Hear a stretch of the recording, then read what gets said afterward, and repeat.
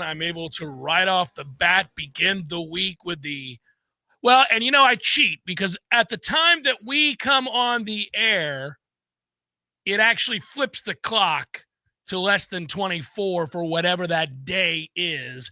And so, you woke up thinking, 5 days. Well, really, by the time we get on the air, I'm able to cheat a little bit and say 4 hours. 4 days, 4 hours. Wouldn't that be something? We'd have a beer in our hand. 4 days, 23 hours, 52 minutes, and 15 seconds until the start of college football. Either way, you could just say 5. That's fine. Say 4 and 20, whatever you want to say. It's here. Say that we've experienced our last Saturday without college football for a long time. You can say that is right. And you could say it again. We've experienced our last Saturday without college football for a long time. You are damn Skippy. You are, I put the Skippy in damn Skippy. Okay. All right. I guess where to begin. Well, the nuts and bolts of how silly the NCAA is. We haven't talked about the Michigan thing yet. Get to that momentarily. But let's start with Florida State. Let's bring it back home. This is where we're at. Okay. This is where we're at. I didn't love hearing that Mr. Wynn could be out for a while. The phrasing of that didn't sound too good. I don't know if he meant to say it that way. I think that it was on the heels of speaking on a lot of injuries, in the midst of actually speaking on a lot of injuries. I was in the room for this one on Saturday. Yeah. Squirrel White sounds A-okay. Sure does. Relative to the Alabama game. Correct. Kevin Wynn, Juju Wynn. Not as much. No, that's the Danny DeVito. I don't know about that one. I hated it. It sounds like NFL injury game, which they've got to start doing in the ACC. All the leagues. Watch the 2-hour rule be the one where you get the truth and these other ones be obfuscating. But questionable, trending, doubtful is the way it sounded like for Wynn. Nope. And questionable might be optimistic. Nope. Given the camp that young man was having and the lack of depth this team has, that's a real problem.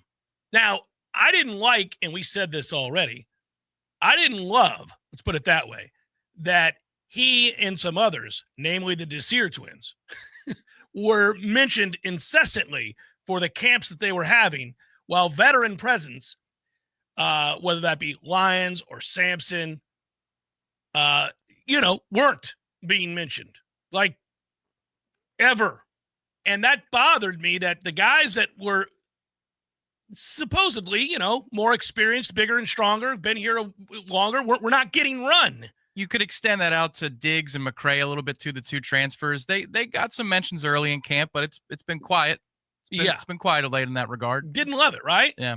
Considering that they move guys around. The reason I bring that up, in the old scheme, you have interior guys and you have edge rushers.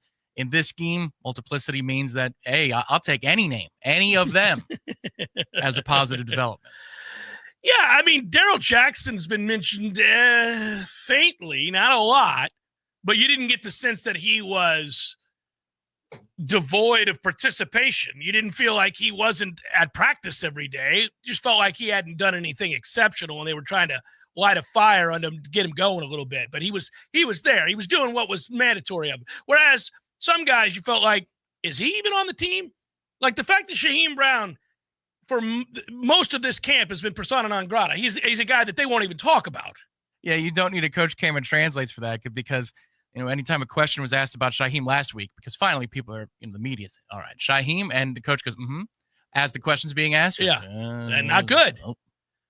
So Kevin Wynn was getting talked about a ton, and you don't like true freshmen on the line of scrimmage in particular to have to play a vital role for your success.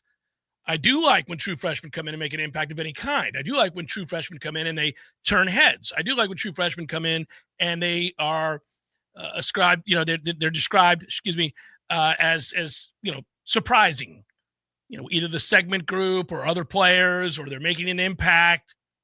But damn it, you get a guy that big at 340 pounds, and he's described as having, he's country strong. He's strong like a senior and things like that. You think, okay, well, maybe we got a freak. Maybe we got a guy. Every now and then it happens. We've all seen him. Hey, 25, 30 snaps. What a difference. Big difference at that position where you're already thin and you're going against an Alabama team who's going to test your mettle in the run game. That's what they're going to do. For two reasons they're going to do it. A, it plays to their strengths, which is the offensive line.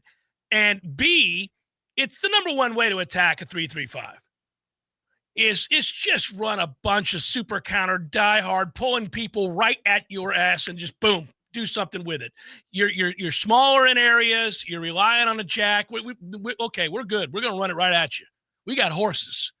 And so you need some meat where everybody attacks. Yeah, and it sounded like he was getting to a place where he was in the football shape necessary to play defensive line. Tony White had mentioned a couple of times that, well, once he lost the weight, which means that he was a little overweight. The other thing is about this scheme and the way that Tony White uses his defensive linemen, you do have to be athletic as hell because there's not really a whole lot of straight ahead in what he's asking for. Right.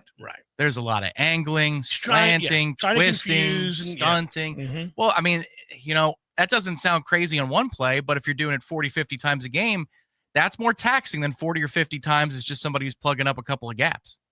So, yeah, that's a stinker. Although I see it in the chat today and I saw it on the boards, and people are saying, why is it with the injuries every year? Honestly, knock on wood, I'm not trying to, smite the gods. This has been largely a good camp in that regard for Florida State to this point. Yeah. To this point, knock on wood, I'll throw salt over your shoulder, all that stuff. Well, here's what happens.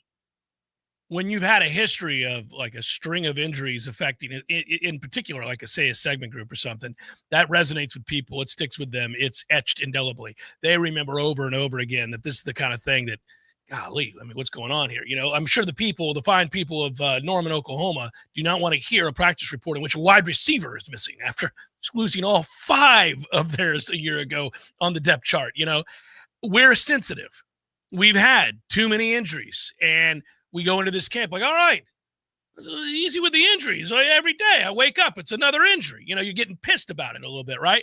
So now if you hear of any, you're like, oh, here we go. It's the here we go again syndrome. And truth, it's been pretty good. They've been in good shape. Yeah, well, Jenkins is continuing his ramp up. It's a miracle, it seems to me, given what the injury was. Right. Rizzi is ramping up faster than Jenkins is. Sounds like you could almost say it to boldly predict that he might play in 7 or 8 games this year. That's the way I feel right now because attrition happens over the course of a season. He sounds like he's your 6th player. Yeah. And they like him even at tackle. So they've been excited about, him coming back. Yeah. First man off the bench because of the normal attrition of a season. Like you can project that Rizzi's going to be important this year. Whereas we thought that Otto or Simmons, maybe Rizzi was in the discussion. He's gone far and away. So that's a positive health development. Gavin Blackwell's now back in the fold, which you'd say, well, because the coaching staff doesn't love what they have at wide receiver 4, that could be a big time deal over the next couple of weeks. And he's going to get more reps because Squirrel is going to be limited for at least a little while longer with an eye towards being healthy for the Alabama game. Yeah, I don't love that. Again, I try not to make too much of guys that get banged up in football camp. It's football camp. Guys get banged up. Everybody does. And it can be you miss a couple of days or you might have a week where you need to take off because you're dealing with a strain or a sprain of some sort. It's also worth noting on the defensive line that Lyons was given a half a reprieve because apparently he was limited to start camp because of something that happened in the summer. So if you're still not hearing anything about Daniel Lyons, say by Friday or early next week, then I would qualify him in the same camp as I would KJ Sampson. But Lyons was given early last week a little bit of a reprieve. I will say this, Tom. I'm not hitting the panic button the same way that it seems like a lot of people in the fan base are about injuries and, what we just described as the here we go again syndrome. What are we doing in the summer? Let's back off a little bit in the summer. Everybody's getting beat up in the summer. Let's go. A little working out. Just a little bit of working out. Let's everybody slow a roll in the summer. Yeah, you're tearing stuff up in the summertime. It's the summer. Keep it together, everybody. It's the summertime. Maybe this 12-month training thing is for the birds. Maybe there'll be a strength coach who is do it and chill out, have fun. He's courageous enough to say, come to camp fat and get in shape in camp. I don't want to do that. There are ways to stay in shape to where you're not. I mean, Daniel Lyons is a defensive lineman. What the hell was he doing in the summer? He got banged up. They're not Going live. They're not going against an offensive line. You're lifting weights. What else are you doing? I mean, we really need to make sure we have spotters here. Yeah. What is happening? Damn it, guys. Yeah. You're young. You're lifting weights. We all do. Spotter! Let's go. Help. Good God. Stop getting hurt over the summer. But exhale, because we made it. We made it. This is it.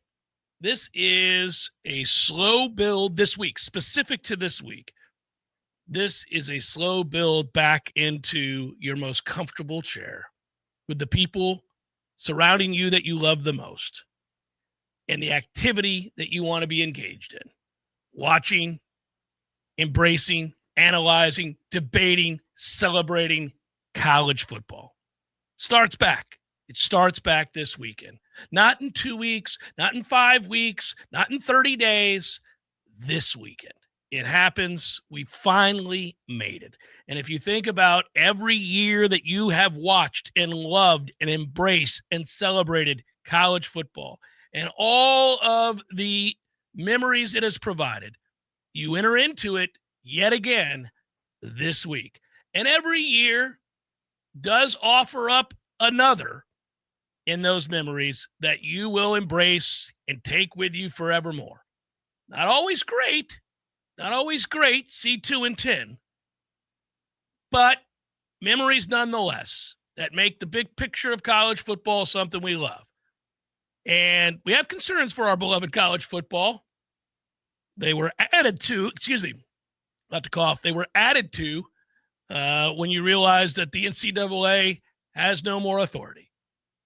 That in essence, when you give a double down on a show cause, you're announcing to the world that Michigan cheated in order to win a national title.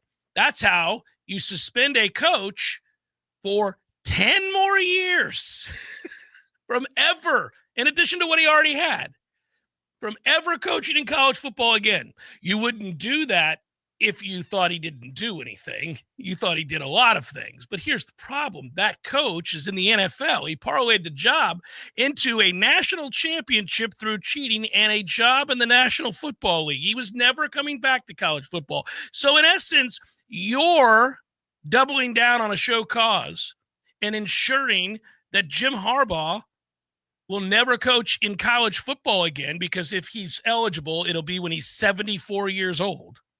So he won't be coaching then. It means you did nothing to Michigan. The chump change, $20 million, can be as much as $30 million based on postseason dollars they have to surrender, is just that. It's of no consequence. They're free to do whatever they want to do with their no repercussions, view. This is we're not affected. Reach into the change jar and give the NCAA the $20 million and let's go do what we do. Even the Coach Moore suspension, right? Like they added another game. What is this deal? Are you just moving around? Whenever you want. Whenever you want. Like, oh, no, we don't want you to miss the Oklahoma game. He can coach against his alma mater. Yeah, what? Yeah. Why? What is that? In fact, if you're trying to punish the man, why don't you say you can't coach against your alma mater? It doesn't make any sense. None of it makes any sense. And in an era, dare I say, in which, because we were all sensitive for many years, all of us were as college football fans, wanting to do maybe like the right thing whenever you discussed about a blanket punishment for a program. You would always say, well, there are a lot of kids that didn't do anything wrong that are going to suffer the consequences for the adults in the room doing a lot wrong. And you didn't like it. Well, one of the reasons you didn't like it was that a kid who commits in the future is affected by the past for something they didn't do. So now any freshman on that team, or dare I say even a sophomore, let's say on that team, let's say if they had a postseason ban for 2 years, something that would actually affect Michigan, then the kids are suffering the consequences for something the adult did. The adult went and made himself a bunch of money in the pros. So he didn't suffer any consequences, and kids that had nothing to do with it do. So we were always sensitive to that. All right. But now that's not applicable, because any one of these kids can leave anytime they want. They're all allowed to leave. If you really wanted to be sensitive to that, what you could have said to Michigan is, look, it took us a long time to investigate this. What Harbaugh did with Connor Stallions, and the two of them, no doubt, were married, tied at the hip with their cheating efforts. That's what we have shown here. That's what the investigation revealed to us.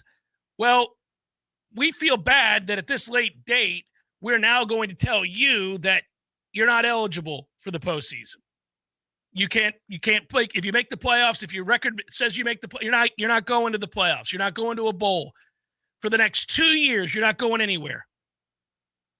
We want this to be known that never again. We're not putting up with this. So for the next, all I would have done is said, fine, starting next year, not this year. Because these kids are already there. They can't leave right, now. They yes. cannot There's leave no now. portal window. So if they want to leave, at the end of this year because they know they can't go to a bowl or they can't make the playoff for the next 2 years, they're free to do so without any penalty. And, oh, by the way, if that seems a bit harsh to you, you could always pay a little extra something to them to keep them around.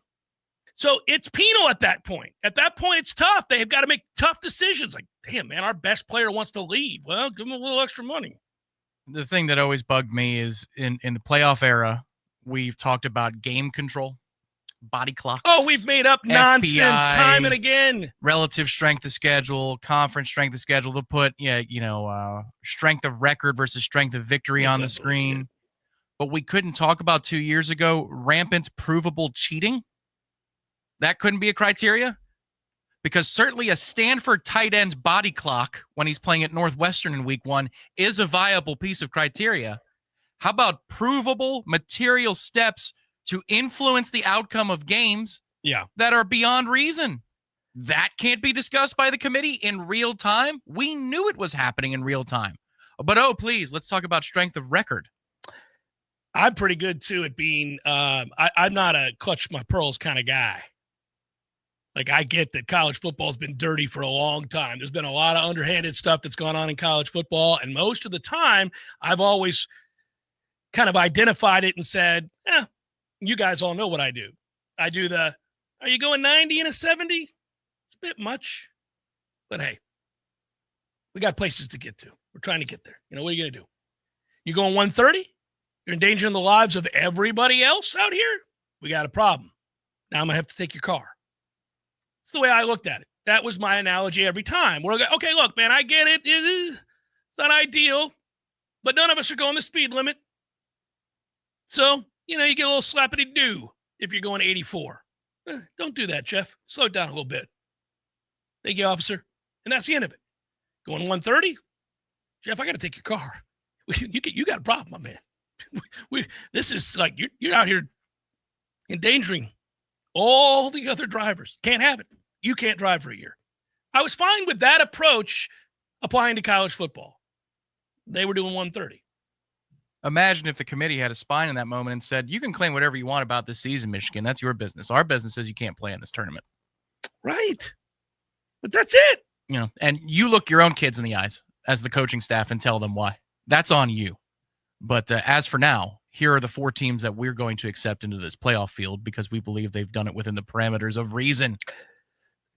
Yeah, and then the problem is, and this, and that's why they didn't do it. There's a lot of why they didn't do it. They hadn't finished they hadn't finished the investigation either, and they didn't know what was what. And then also, they don't want the committee to be in the business of deciding what is or is not a proper punishment for teams that are breaking the rules. They'd rather nobody be in the business of it. And they don't want the desk to talk about it. They don't want it to be a part of the coverage. I agree with you that that's another reason that it didn't happen. It's also a direct reason why that punishment is as soft as it is.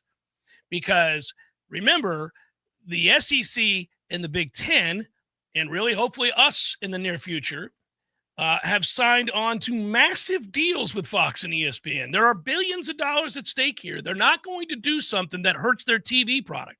Removing an Ohio State or an Alabama or a Michigan or a Florida State or a Clemson or any of the other big-name cachet teams that you can think of hurts their television product. They're not going to do that.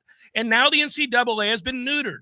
And the only way they really can, I guess, make an impact is to fine you financially, is to go after the money. And you and I agree with that approach.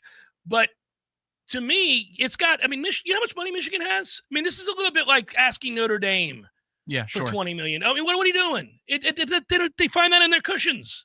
Yeah, I agree. It's symbolism more than anything else. And this is where, if you're looking for the path to a commissioner of the sport, I think you look through the College Football Playoff Committee, not conference commissioners, because they operate above and separate from the NCAA. That's why I don't even know that the NCAA could have stripped the title of it, because it's not their thing. Yeah, March Madness is theirs, but the playoff is not. And so the playoff access to postseason games, I think that's on the playoff technically, and the NCAA can't do it. Maybe bowl games the NCAA can say you can't go to. I don't think the NCAA can prohibit you from going to the college football playoff. It's a different body. I do think that the answer is to prohibit people from being able to play in postseason. I mean, that's how you really hurt a program. 100%. And I mean, like, if you want to, then you would need, Sankey and the conference commissioners to say, look, it's in our best interest within the competition here that, we're all competing against each other within our league. There are rules there are lines you can't cross. And you said it in the beginning, but if you just hit them in the pocketbook, if you could take their rev share number down from 20.5 to 17, and then you stick Deloitte on their ass to make sure they don't make it up on the other side, like, now they've got a real problem in their athletic department, because they got $3.5-4 million that they've got to find a way to fit under the rev share cap. You've created problems not only in football, but for other sports. Good. You need people in that building to be pissed off at each other. Yeah. Yes. Take scholarships. Take lots of scholarships. Yeah, 105 down to 80. Yeah. Woo. Yeah, 9 down to 60. Yep. You're going to have to pay the other guys, and you only have so much money that you can do that with based on these rules. Now, non-enforceable rules, but that would be collective bargaining. Yeah, well, our friends at Tried and True, prepared to help you start saving and, of course, making money. You guys know that. My friends at Tried and True, a payments and business solutions company owned by fellow Noles. That's a really good thing. They're doing a lot of good things, and that includes giving back 10% of Tried and True's net revenue to the Battle's Inn. Big game hunting, we call it. You want to hit the trifecta today, scan that QR code, call alumni's Don or Joe, Rusty as well. Go to Tried and True. Make sure that you are, while processing payments, protecting yourself, saving and making money, and helping your fellow Noles out. 844-464-6653. An easy way to remember is 844-I'm-4-NOLE. I know the boys at Tried and True going to be back in town here real soon.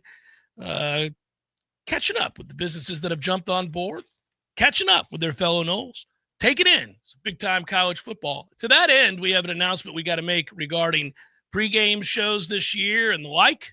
So we'll do it next. Jeff Cameron Show, 93.3 Real Talk Radio, Warchant TV. Hey, Nole fans, our partner ISF Inc. is a national management and IT consulting firm located right here in Tallahassee, Florida, solving the future for state governments through strategy, process, and technology. As a trusted advisor for state governments, ISF knows the importance of defining a clear and detailed strategy. Our friends at ISF can help your organization create a strategy that sets you on a path to success. ISF, your vision plus our expertise brings your brilliant ideas to life. Visit ISF.com to learn more. ISF, solving the future. This time of year, we enjoy spending time outdoors in this beautiful North Florida climate until the mosquito attack begins. Paul's Termite and Pest Control can help you take your yard back. We have an affordable program to help keep mosquitoes away, and our program even helps with other pests like ticks. Mosquitoes are a nuisance to you, and by carrying diseases such as heartworms, they can be harmful to your pets. Learn more about how Paul's can help protect you, your family, and your pets from mosquitoes. For the elimination of termites, pests like mosquitoes, and a greener lawn too, call Paul's. We'll get them all.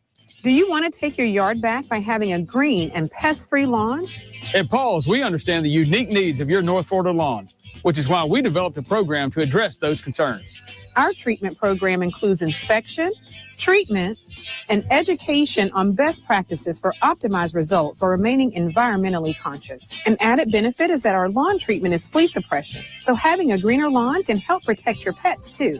For a greener lawn and the elimination of fleas too, call Paul's. We'll get them all. Hey everybody, this is Shannon Young with Cross Country Mortgage. Been in the industry now for 22 years. I just made the move over to the nation's largest retail lender, Cross Country Mortgage, here to serve you in 7 states, including Florida, Georgia, Alabama, the Carolinas, Tennessee, and the state of Texas. Here to offer better service, better rates, and if you were thinking about buying or if you've been on the fence and been waiting to call me, now is the time. You can still find me at loansforknowles.com. That is, again, loansforknowles.com. I've helped thousands of fellow Knowles get into their dream home, and I can't wait to help you get into yours. Give me a call today. I'm at 954-369-6171, or go to loansforknowles.com. Again, that's 954-369-6171, and that's loansforknowles.com. Equal housing lender, NMLS number 373031. Florida man, why are you hobbling around like you got body slammed by a palm tree? Well, I was boarding the house up for the hurricane, and Hank, my alligator, thought he would help. Your alligator was helping? Well, he was holding the ladder with his tail, but a gust of wind hit me like a jet ski at full throttle. Next thing you know, I'm airborne, plywood in hand, landing in the palmettos. Florida man, have you been keeping up with your chiropractic adjustments? I fell off track just like I fell off the ladder. Now my spine's more crooked than a pirate's treasure map. Look, just like you prep your house for a hurricane, you gotta prep your body for the health storms life throws at you. Don't wait till your spine's blowing in the wind. Take action now. You're right. I'm headed to Finn Chiropractic faster than Hank goes after a marshmallow. Go to finnchiro.com, FENNCHIRO.com. That's finnchiro.com. Book your appointment now and take advantage of that online special. I'm headed to Finn Chiropractic boogity boogity. Hank, get out of the cooler. That's for the hurricane party. From the championship stage to coaching change and everything in between, Warchant.com remains your home for the best FSU football coverage in the business. Brutally honest columns and features, market-leading multimedia presence across video and podcast, the largest FSU fan community with a staff that combines for over 100 years of experience covering the Noles. When change comes, Warchant.com is your home for analysis from every angle. Warchant.com, your ultimate Seminole sports source. Sign up today.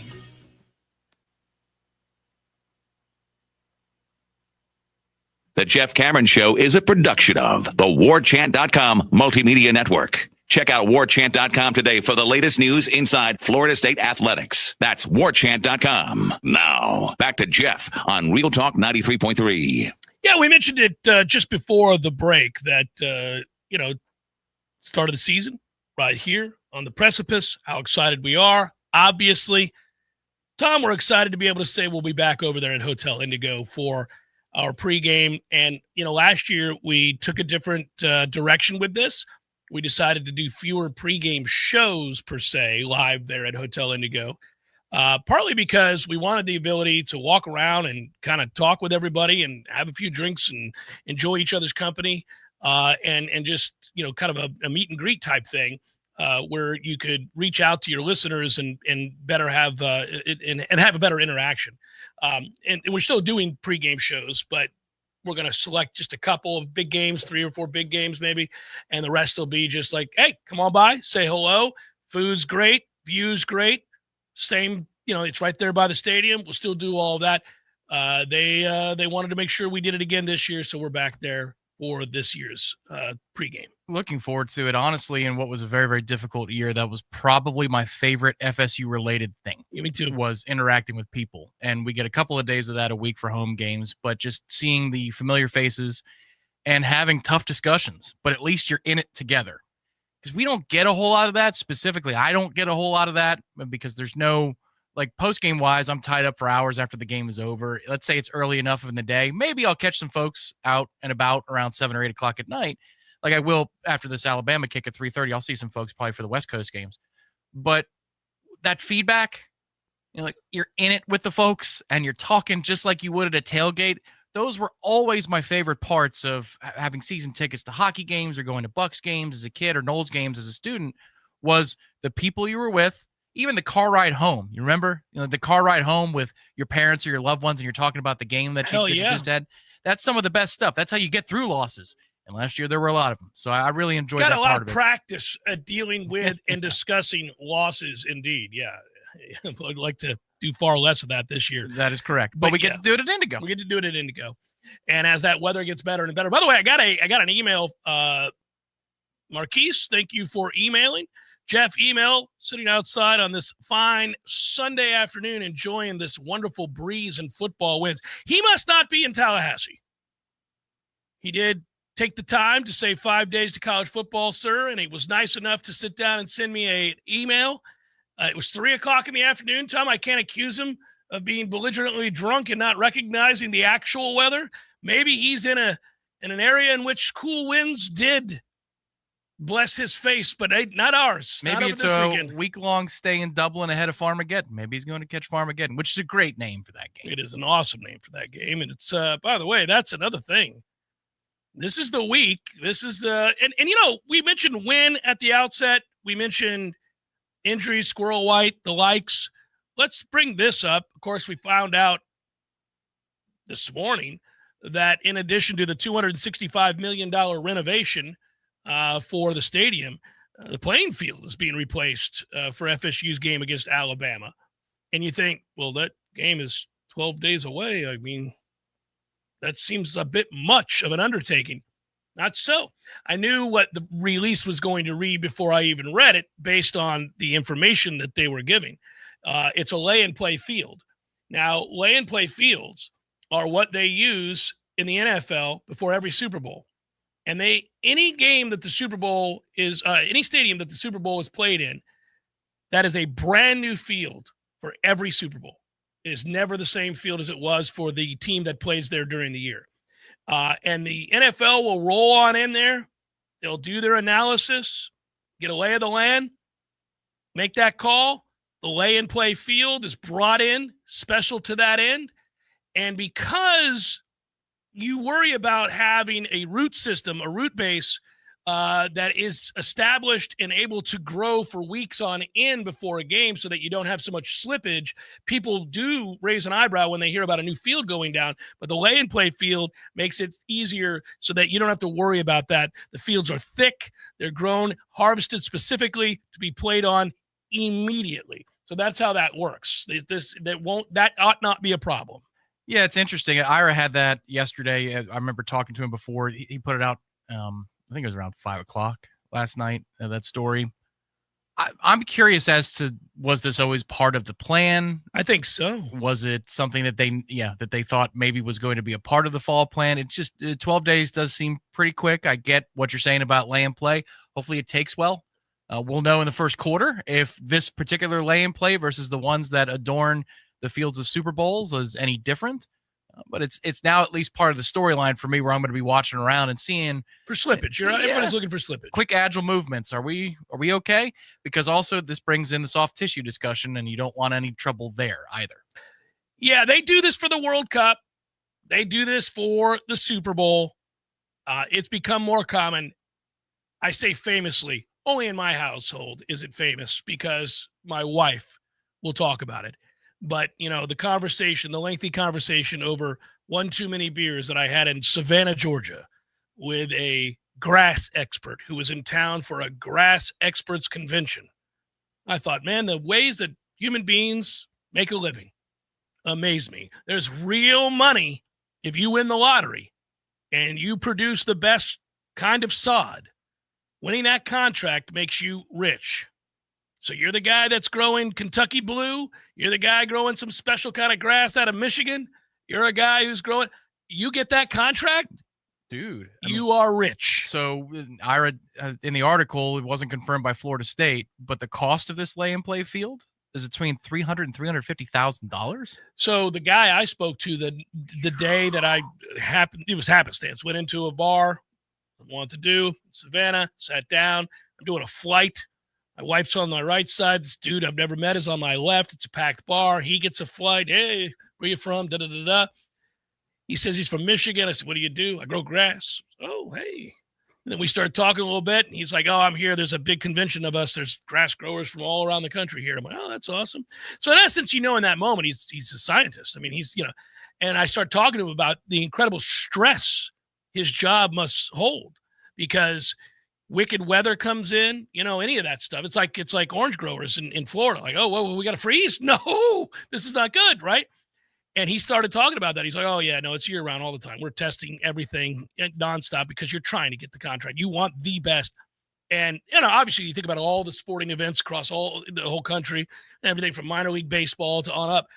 And he talked about, it's a huge business. And if you get a contract like that for the Super Bowl or a case like this, like you just said, you just sold your grass for $360,000, or what did you say it was? Something like that? Yeah, between $300,000 and $350,000. Yeah. Wow.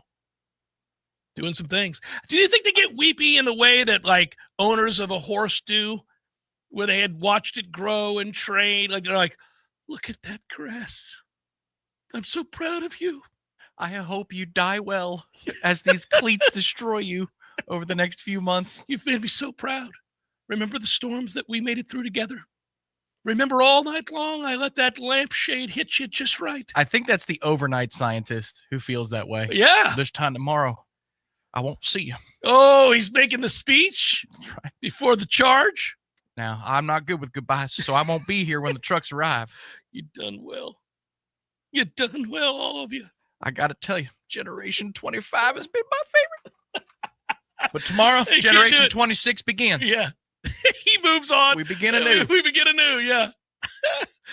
Shannon Young, my man, loansforknowles.com. You're looking for a new house. You need to get that loan. You want a guy with unwavering commitment helping you and his fellow Knowles, I might add, get the best loan options to buy your new home. Make sure you reach out to my friend Shannon. Cross Country Mortgage is who he's with. Loansforknowles.com. It's a man who's been doing this for 20-plus years. He is a goal-oriented, relentless worker, very smart, very good. 7 different states, Florida, Georgia, Alabama, Tennessee, Texas, and the Carolinas. You want stronger support, you want that loan, loansforknowles.com. Our local news now.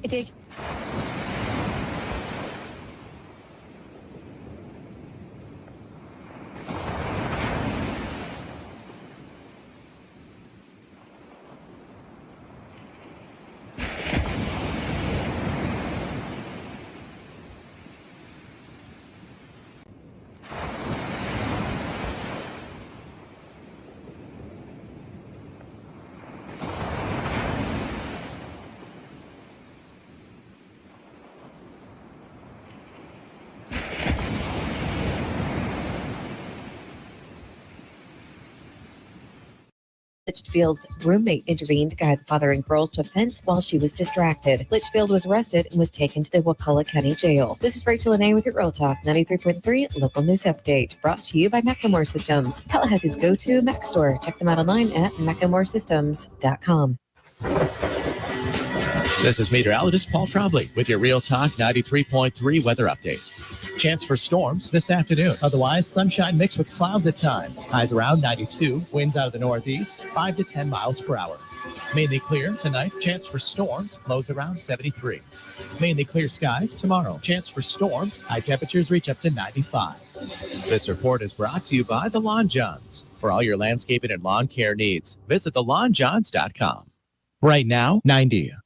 Where is the best place to find Michelin, Firestone, Dunlop, Goodyear, and Bridgestone tires? Nice Tire and Auto Service. Where's the best full-service auto center? Nice Tire and Auto Service. They do everything from computerized alignments to brakes, tune-ups, and safety inspections. Where can you get complete auto service you can trust? That easy. Nice Tire and Auto Service, 4792 Bluntstown Highway, just west of Capitol Circle.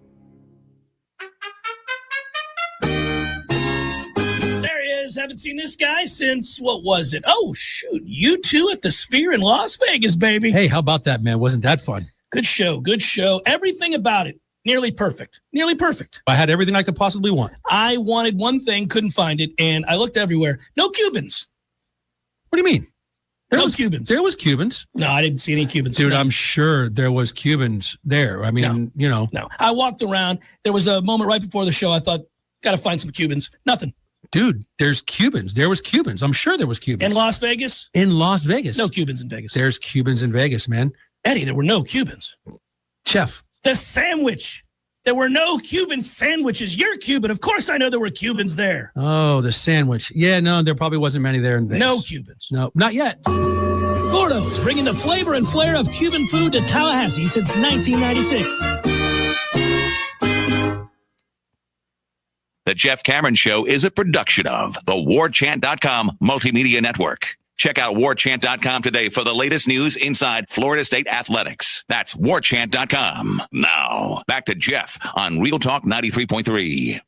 Yeah, Brett, that is true. I did know that, and he's in the chat talking about golf and how agronomy, specialized as it is, and the replacing greens and everything else. I am curious. I think I said offhandedly that I guess it was that I would have guessed that it was planned. But I don't know that to be true. They may have had a problem. And the reason I say that is, again, I haven't spoken to anybody about the necessity for this. It does seem a little close to the time of the game. But that said, I do know they do this. And they've had success doing this all across the country for various sporting events. And that there are, the Super Bowl, this is what the Super Bowl does. Yeah, there was some recent work done. I remember it was either earlier this calendar year or last year. Don't quote me on the exact timing. But remember that they had to dig into the foundations underneath the grass because there was all kinds of oil. Yeah, they had problems, issues, right? And, yeah, so I don't think you would have wanted to go through that and then turn around and do this. I'm just glad that they have, whether it was planned or not, it's nice to know that this is a cottage industry, that if you want to drop a few $100K, you're okay. And you got yourself a field, but we'll see how it plays.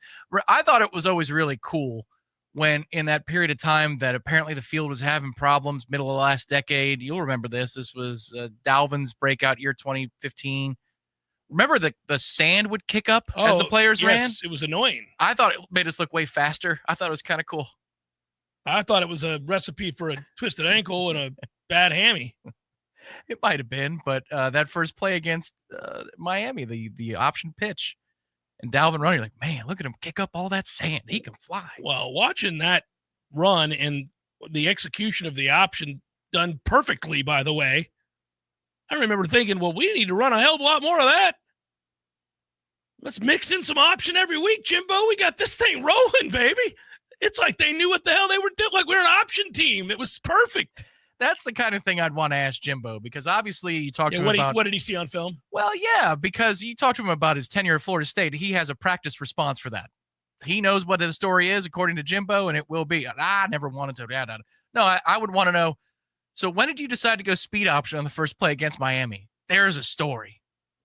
Well, it was a Tuesday night. It was around 9 o'clock. I grabbed a cup of coffee. Yeah, guys, look at this. Look at what the linebacker and the safety. Every time. Watch this. Watch it. I'm backing up now. And he'd say something like, I'm going to pop him with a speed option. That's what I'm going to do. Yes, he would. He would be getting giddy. Mm-hmm. Look at him. As he said, quote unquote, about what he did to Rex Ryan, we're going to Shanghai him with the speed option. Which I really don't know what that means. But he still feels bad for doing that to Rex Ryan 30, 40 years ago. Oh, it's still funny. I don't think that's insensitive, but that's what he said. He did say it. I'm still wondering. Yeah, you're right. The moment that he saw it, oh, look, come here, boys. Yeah, how excited he got. Well, Dalvin looked shot out of a cannon. Yep. I mean, as soon as he caught that option, you're like, woo! Yeah. It probably was some film on the safety, always crashing towards the quarterback in that situation. He's like, oh, my God. Hey, Everett, you know how to run a speed option? Yeah, coach. Well, we're going to use one. You know what I'm saying? First play. Into the boundary. I guarantee you it was immediately something they practiced that next day. That next day, they were like, oh, we got this. We're going to pop him. And it was impressive. So can we get through this week? No problems. Just that's all. Now we are at the hold your breath portion of this. Like we already have a few guys that are banged up. Our own Ira Schoffel will join me in the second hour as he's wont to do on a Monday. We'll get into that conversation. I do worry about it a little bit. I did want to set the stage, though. It is the week 0 that is now the norm, which is what I think is going to be the new week 1 at some point. But Will we still have a week 0 when we do that? When we back it up to where it is currently and call it week 0? And if that becomes week 1, is week 0 the week before that? We have to wait even less time? I wouldn't mind. We get it earlier in August. Man, even. I'm fine with that. The NFL is eating up all kinds of calendar. So the only way you can get at them is to go earlier in the year. The highlighted game is no doubt Farmageddon, Food Line Bowl, as I call it, K-State, Iowa State, a Big 12 showdown, everybody. Top 20 matchup. Yeah, in Dublin. Lovely, beautiful, wonderful Dublin. My guess is they would take to the name Farmageddon, too. They would love it. So we'll see. By the way, I forgot that good old Kansas back in Lawrence after a year without a true home field advantage. Remember that last year? All the little things that happened. They didn't have the home field advantage in Kansas. I had no idea. Yeah, really? The Dan Mullen era gets going against Idaho State in week 0. Oh my God! So clearly, Kansas is not a part of my algorithm. It will be now that you mentioned it, and we have speakers in these rooms. Dan Mullen's the head coach of the Jayhawks? No. No, they have a very good head coach. I'm going through the games. Oh, okay. Dan Mullen's at UNLV. Okay. All right. Yeah, that makes more sense. You're okay. Yeah. Come on, buddy. Join the party. I'm fresh in everybody's memories here, okay? Here we go. Dan Mullen's now. Is the playoff still 4? Dan Mullen against Idaho State. The Conference USA campaign gets going with Sam Houston against Western Kentucky. The opening Saturday of the season closes with a matchup between Stanford and Hawaii. Just laying it out there. Your first game is at noon. I think there should be a dedicated Hilltopper mascot cam for the Western Kentucky game. I like that. Just mascot. in the top right-hand corner, you follow him the whole way around. I think that would do some good things. K-State favored by 3 is the line, over under 49.5 for your Iowa State-Kansas State game. Redemption Thursday is this Thursday. Ooh, all right. Appointment radio this Thursday. We got games. We're betting on them. Feels like an under. Idaho State, UNLV. Aforementioned the Dan Mullen era begins. UNLV rebuilds. Minus 25.5. Vegas, over under 63.5. UNLV, huge favorites against Idaho State. I like the team total for UNLV. Dan Mullen knows how to take what's already existing and make it better. Good game day coach. Yes. But once you get into year 2, year 3, I don't know. Does he know how to replenish? Well, he doesn't like to recruit, but maybe he won't have to now if it's about money. Just keep his wife away from French kissing all the kids as they take to the bus. Yeah. Fresno State at Kansas. Kansas, home opener against a Fresno State that is a little froggy. Could be a good year at Fresno State. Sam Houston's at Western Kentucky, the aforementioned mascot. That game is a 7 p.m. kickoff. That line, Western Kentucky minus 10, total at 60.5. It's a Conference USA season starting. 2 teams, lots of transfers. I looked it up this morning, lots of transfers. Don't know what you're going to get with these 2, Tom. Just don't know what you're going to get. A little bit like opt-outs in a bowl. Only this game counts and there's opt-ins. Stanford at Hawaii, and obviously Stanford's got to get this thing turned around. They're only 2.5-point favorites on the road against Hawaii. One write-up told me this is the biggest game in Hawaii and could be the most important win since the Timmy Chang era. Oh, my man, Timmy Chang. Timmy Chang slinging it around the lot. Made a New Year's Six Bowl against Georgia, I do believe. 2.5, yeah. 2.5, total at 52.5. Games on CBS, 7:30. So your day begins at noon, at least football-wise. And I ask you, do you gradually go through the day with a pace yourself sort of it's opening weekend of college football? We've made it, kids. Cooler by the couch, some light beer, something easy, maybe a little bit of grilling in view of the TV. You got Iowa State, K-State, Idaho State at UNLV's at 4, Then from there, 6:30, that Fresno State-Kansas game. You'll watch that. You're all going to watch Fresno State-Kansas at 6:30. Yeah, 100%. You're going to watch that. A little something there. I don't know how many people are locking in at 7 to that Sam Houston-Western Kentucky game, but it is a game. Well, I mean, Stanford-Hawaii is your nightcap, and that's 7:30 Eastern. 7:30 Eastern. Yeah. But maybe. I go, a Cat 6 couldn't keep me from the maintain for Saturday, the noon. But it's you're all not going to at be noon. here. You're going to be somewhere where it is generally accepted that you drink and have a big time. Yeah, that's right. That's where you're headed. You're going somewhere to have that sort of fun that is customary. And I appreciate that you're not saying, because I don't do that, and we I'm get not going to unlucky do in it. these circumstances. You get that one type of fan who, Listen, I'm just telling you now, you're going to a place where it is customary to get down, to have a good time, to watch it all, to drink it all in. 9 a.m. is when it begins. It's going to be a good day. And then I'm gonna text you, Cat 5, when I wake up in the morning. I'm going to be like, hey, buddy, that Iowa State, Kansas State game doesn't start till noon. No, the plan is to be back in the hotel room after the Farmageddon is over, and then to ease it on down the road for the rest of the day. You get a nap during UNLV and Idaho State, wake back up for Fresno State, Kansas at 6:30. That's correct, because Fresno's going to lose in week 2 to Georgia Southern. I know that because I beat them in my dynasty. Oh, did you? As Georgia Southern. That's right.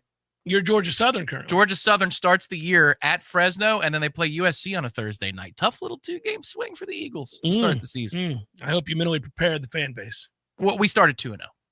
Pinch a Penny Pools and Spas have everything you need for pools, pool maintenance, chemicals, cleaners, pumps, vacuums, nets, covers, you name it. They've got it. They've also got the largest selection of premium hot springs hot tubs in the entire city. Easily finance those bad boys. They'll come pick up your old hot tub, haul it away, give you money towards your new one. Now they're in the cold plunge game as well. Hot Springs said, yep, bona fide health benefits, we're in. We make tubs better than everybody else makes tubs. We'll make cold plunge tubs. They did. You'll find them alongside the hot tubs. Go to Greer Road. Take a look at said selection. Pick yours out, finance, out the door, living the good life. Pinch a Penny Pools and Spas. If you're ready to relax, they're ready to show you how.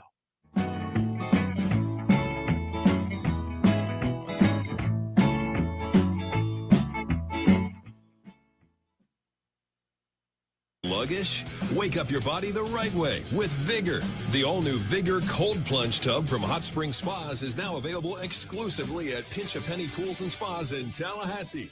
Boost circulation, reduce inflammation, sharpen your focus, and more. Elite athletes do it daily, and now you can too. Experience the power of cold therapy in your own home. Come see the Vigor Cold Plunge, available only at Pinch a Penny on Capitol Circle Northeast and Greer Road.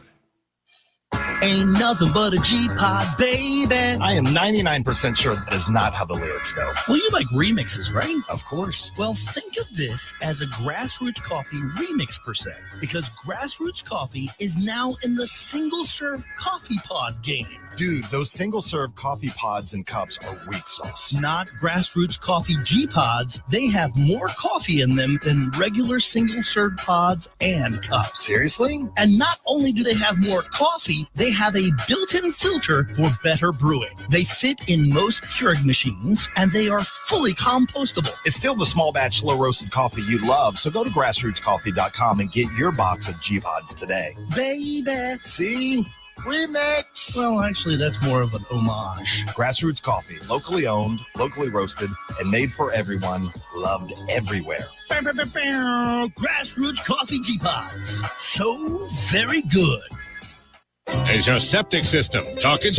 Well, when it hits the fan, it's no fun at all. And if it comes up from the ground just bubbling out of your land, man, you can guarantee that definitely ain't Texas tea. At a time like this, there's only one call to make. Terry West Plumbing, your trusted septic and sewer experts. From pump outs to inspections, repair, new installation, or for when it's really hitting the fan. Contact Terry West Plumbing today. Get only the best with Terry West. Visit terrywestplumbing.com. Some men follow the crowd. Others take the long way, the wayward way. At thewaywardgent.com, we've curated the gear, gadgets, and grit every respectable man needs, from the fairway to the fire pit. We've identified the top-rated Amazon finds, so you don't have to. No fluff, just the good stuff. Visit thewaywardgent.com for the man who's not afraid to live a little off course. Thewaywardgent.com. Tired of watching baseball score updates on your phone? Get off the bench and head to the CP. The Corner Pocket Bar and Grill is your home for all MLB games in-state or nationwide. Enjoy the coldest drinks, Tallahassee's best wings, and watch your team in crystal clear comfort. And if you'd like to compete, come by Tuesday nights for CP Trivia and Thursday nights for Beer Bingo, where you can walk home with cold, hard cash. The Corner Pocket Bar and Grill, 2475 Appalachian Parkway. Tallahassee loves the Corner Pocket. Coming up next, more of the Jeff Cameron Show. Live and local on Real Talk 93.3. WVFT, Greta, Tallahassee. Your Sports Flash update on Real Talk 93.3 in Tallahassee. The Tampa Bay Rays wrapped up their West Coast road trip on Sunday, losing to San Francisco 7-1, but they still took 2 of 3 of the series. The Rays went 6-6 on the 12-game trip. Tampa Bay hosting the Yankees Tuesday for a 2-game series at Steinbrenner Field. NFL, the Jacksonville Jaguars tied the New Orleans Saints Sunday in their second preseason game, finishing at 17-17 at the Superdome. Trevor Lawrence threw for 76 yards on 10 completions, finding Parker Washington for a touchdown, but the Saints scored 14 points in the second half to force the tie. The Tampa Bay Buccaneers, they beat the Steelers Saturday at Acrisure Stadium 17-14. Baker Mayfield did not play. Teddy Bridgewater threw 2 touchdown passes, finding Emeka Egbuka and Bucky Irving for scores. Bundle auto and home, renters, or condo and save with Progressive. I'm Tony Desiri, Real Talk 93.3. This is your invitation to the Kohl's Friends and Family Sale, hand-delivered to your speakers. Get 20% off your favorite brands, including Yankee Candle, Cuisinart, Lee & Carter's. So when someone says, I love that candle, you can say, thanks, I got it at the Kohl's Friends and Family Sale. They personally invited me. Yep, consider yourself a VIP. Select styles, some exclusions apply. Offer ends August 24th. See store at Kohls.com for details. This sandwich, it's a complete game changer. Hello, this is Mike, and a little thing I love about the Chick-fil-A Pretzel Cheddar Club is that juicy chicken with that toasty pretzel bun. That bun, it's crispy, cozy, just amazing. With the pretzel bun, the Dijon mustard, and the chicken, it makes that sweet, savory kind of combination. It's everything that you love about food rolled into one. It looks phenomenal. It tastes great. It's delicious. Order the Pretzel Cheddar Club with Cherry Berry and Sprite for a limited time on the Chick-fil-A app. Real guests paid for their testimonial. Hey, everybody. This is Shannon Young with Cross Country Mortgage. Been in the industry now for 22 years. I just made the move over to the nation's largest retail lender, Cross Country Mortgage, here to serve you in 7 states, including Florida, Georgia, Alabama, the Carolinas, Tennessee, and the state of Texas. Here to offer better service, better rates, and if you were thinking about buying or if you've been on the fence and been waiting to call me, now is the time. You can still find me at loansforknowles.com. That is, again, loansforknowles.com. I've helped thousands of fellow Knowles get into their dream home, and I can't wait to help you get into yours. Give me a call today. I'm at 954-369-6171, or go to loansforknowles.com. Again, that's 954-369-6171, and that's loansforknowles.com. Equal housing lender. NMLS number 373031. T-Spark Enterprises, roofing and construction services. T-Spark Construction.com. We conquer all peaks. We fix those dark leaks. Call 850-766-1340. T-Spark Enterprises, roofing and construction services. T-Spark Construction.com. License number CCC 1331204. From the championship stage to coaching change and everything in between, Warchant.com remains your home for the best FSU football coverage in the business. Brutally honest columns and features, market-leading multimedia presence across video and podcast, the largest FSU fan community with a staff that combines for over 100 years of experience covering the Noles. When change comes, Warchant.com is your home for analysis from every angle. Warchant.com, your ultimate Seminole sports source. Sign up today.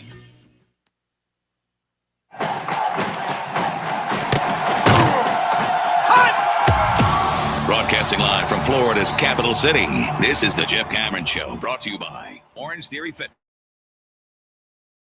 Now, stop what you're doing and listen closely. It's time for the Jeff Cameron Show in 5, 4, 3, 2, 1.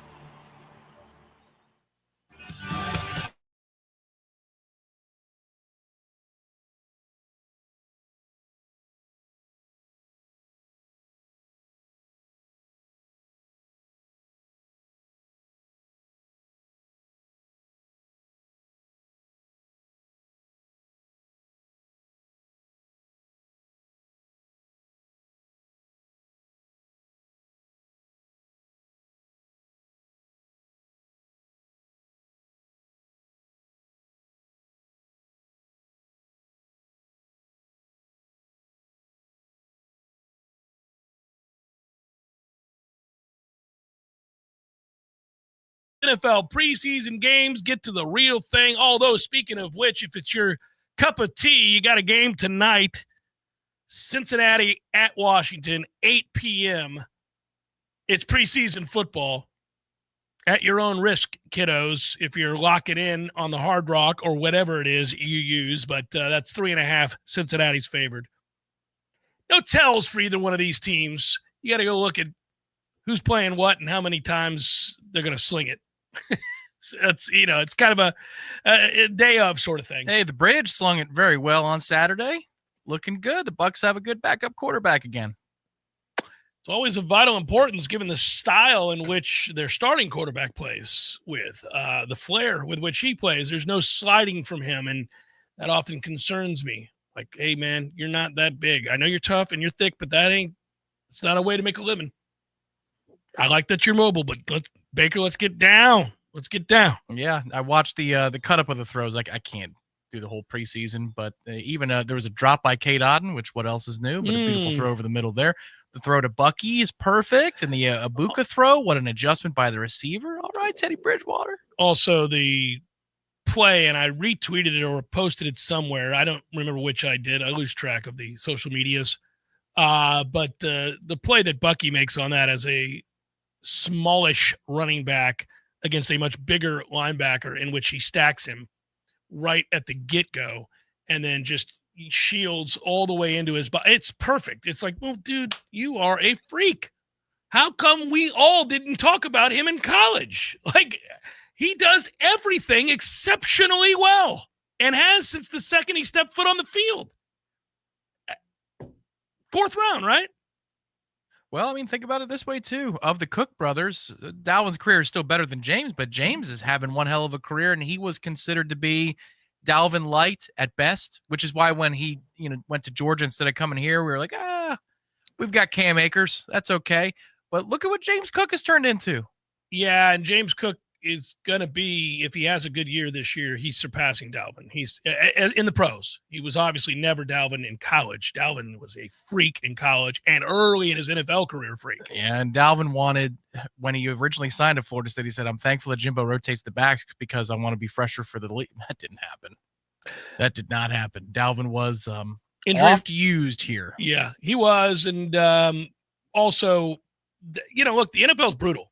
Guys get beat up, and they get beat up in a hurry. And if your game is speed and you lose even a little bit of it, it changes everything. And Dalvin was strong, and he did a lot of things well. But, man, he was so fast. And then all of a sudden he wasn't as fast. And the injuries added up quickly.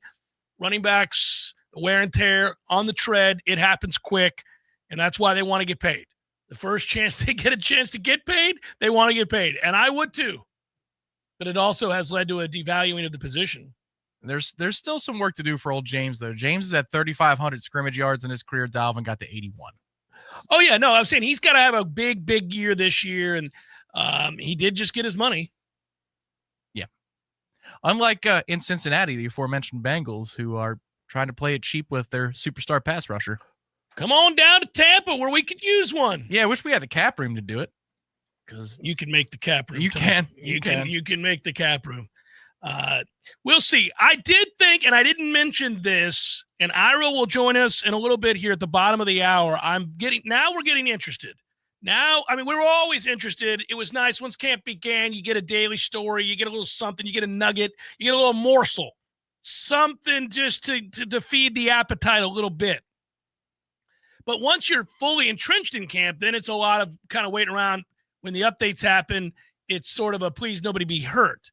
Last hour, we told you, unfortunately, it looks like Juju Wynn, the defensive tackle, the giant nose tackle, is in fact hurt, and we don't know his availability for this Alabama game. The way that Mike talked about it seemed a bit disconcerting. And obviously, Tom, you were there, and you say that the look on his face suggests that it was a little disconcerting. Well, I mean, there was just, because you had the reference point of the Squirrel White injury update, which he's apparently going to be fine. There was Tone A, almost like a stewardess, just like there's a smile. You can hear the smile as they speak when they are on the loudspeaker. And then with Kevin, it might be stretched out. It got very uncomfortable. rhetorically. You don't even need to break down it translates. It was different. And it was, ooh, that's new. Because most of the other names that Mike was updating about, you understood. We had heard whispers. And this one was the one that stood out as, didn't need to hear that today. Well, the official report read like this. Squirrel had something come up. We're feeling confident he'll be available. Okay, that's pretty straightforward. Brock Glenn, freshman defensive tackle, Kevin Wynn, both their names came up. In regards to Kevin Wynn, he's one that we'll see exactly where things go with that. That could be one that could stretch a little bit. Yeah, exactly. It's something that happened here this last week, but we'll kind of see as it goes.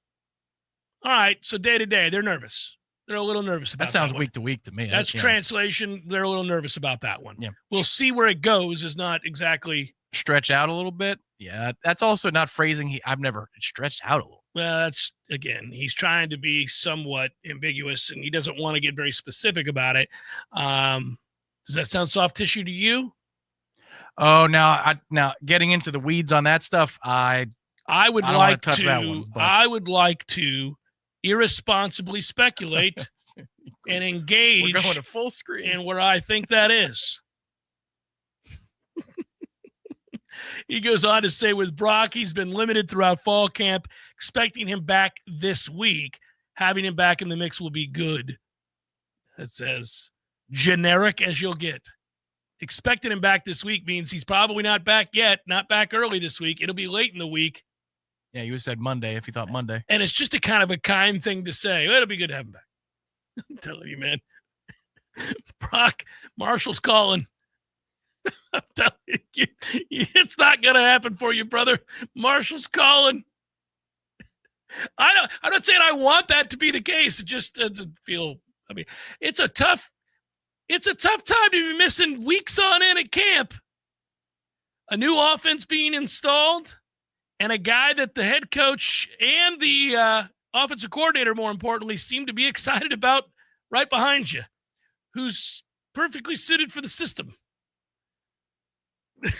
These are just hurdles that we need to overcome on the road to Brock 2.0. Tight end Landon Thomas, who I have high hopes for because we've gotten a glimpse of and do feel good about his overall skill set, did make his way back to the practice fields on Saturday. He'd been sidelines for the first 2 weeks of camp. That was troublesome as well, but that was a late summer injury. And unlike with Wynn, I can understand how Thomas would have a late summer injury. They're out there running routes. They're playing at pace. That it can happen. It seems a little bit more or a little less egregious that something like that happens for him than, say, a defensive lineman going against air. That you know what I mean? Like that one bothered me a little bit. Like, what? I can tell. It shouldn't happen. It's stupid. Unless you pulled a muscle lifting weights or something, which you can't predict. I guess, I mean, that can happen.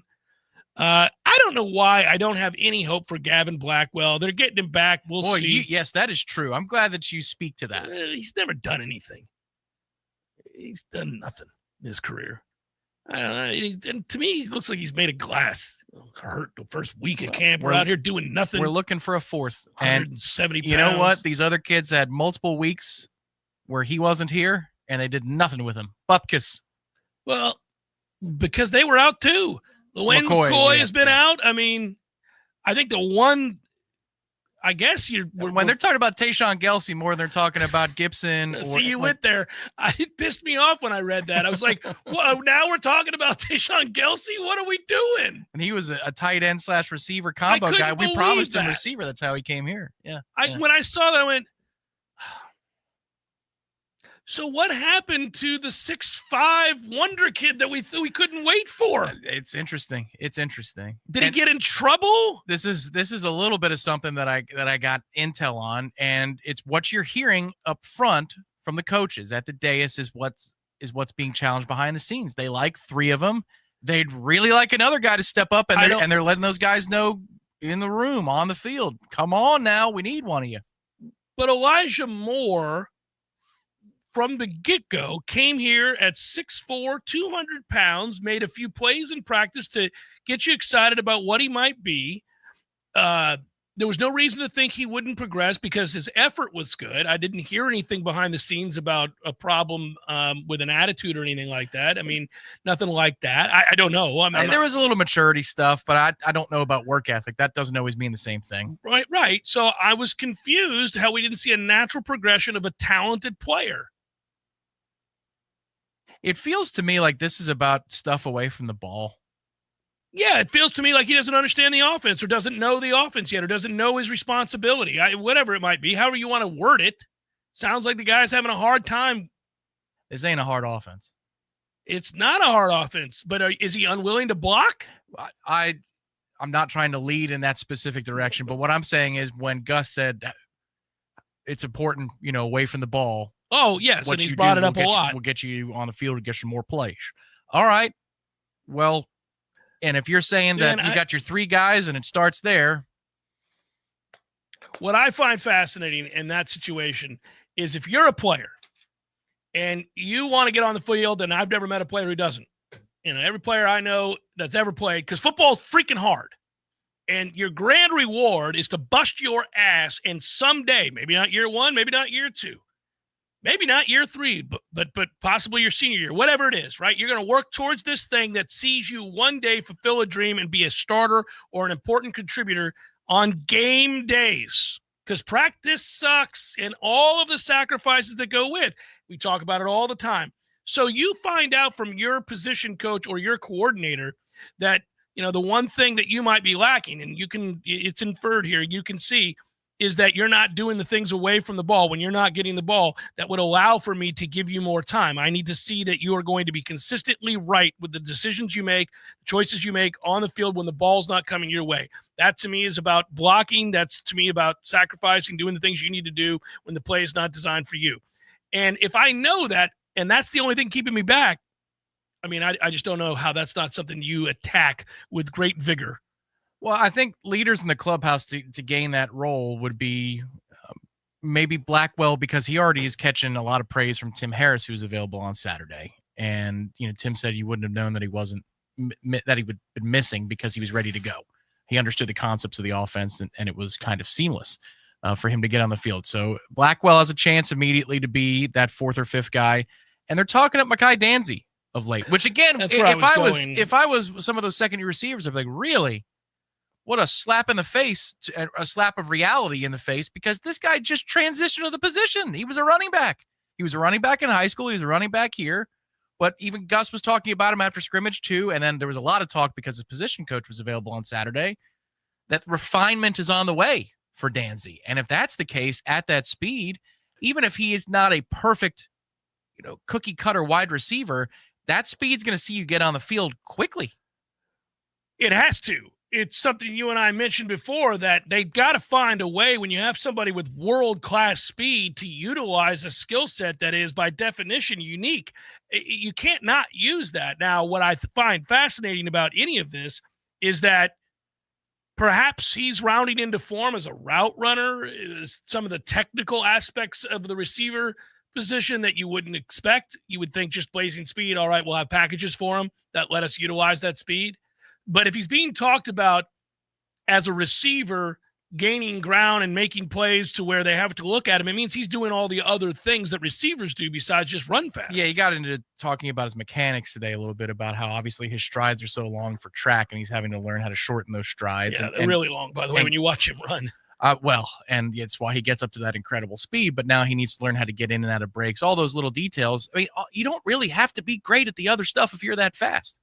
You just need to be serviceable to get out of your breaks, because if you're in one-on-one, that person is so scared of getting blown past that you just need to be kind of okay to break off a route.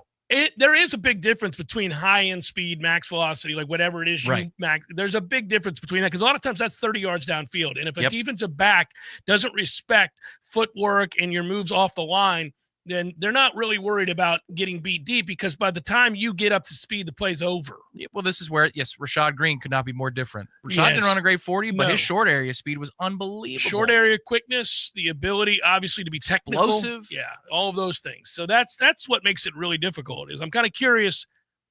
I was curious when you watched him run, and it is something to behold when he's running the 400. You see him with those long strides, and you watch him pull away, and you're like, oh, man, he's in it now. And guys, you're smoked at that point.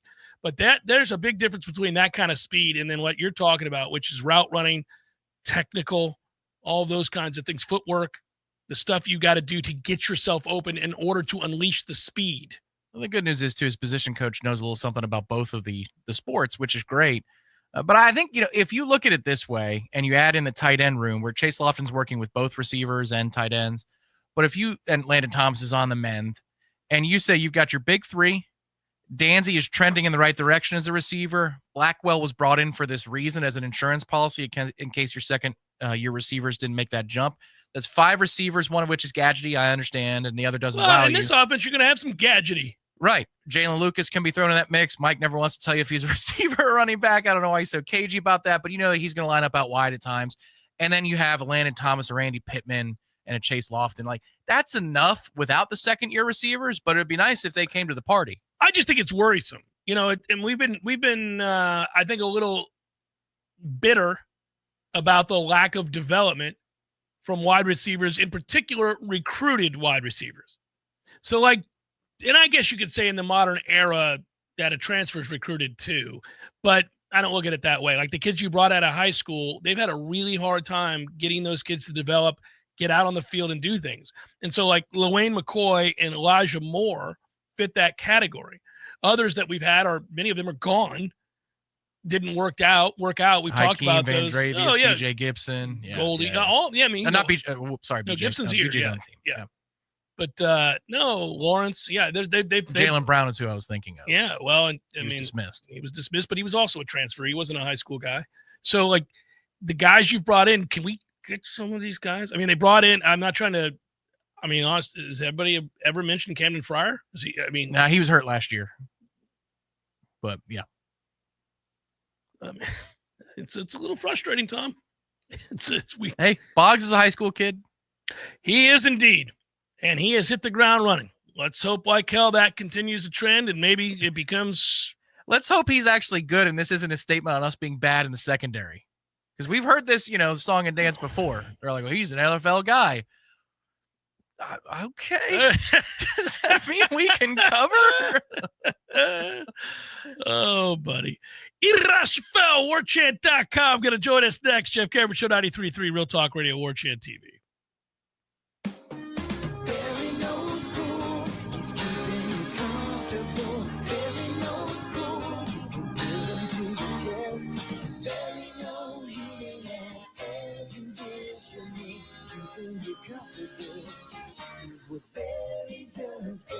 No matter how busy life gets, your home is the place where your family and friends show you they care and celebrate with you. That's why the professionals at Barano Heating and Air Conditioning always make sure your home is comfortable. Just like those who matter to you most, Barano will always be there for you. This is Tyler from Barano Heating and Air. Now you can schedule an appointment, purchase or renew your service agreement, or pay your bill from your mobile device. Any day, anytime, anywhere. When you turn to the experts at Carrier and Barano Heating and Air. Online at baranoac.com. Florida license number CAC 1816186. Barano Heating and Air Conditioning.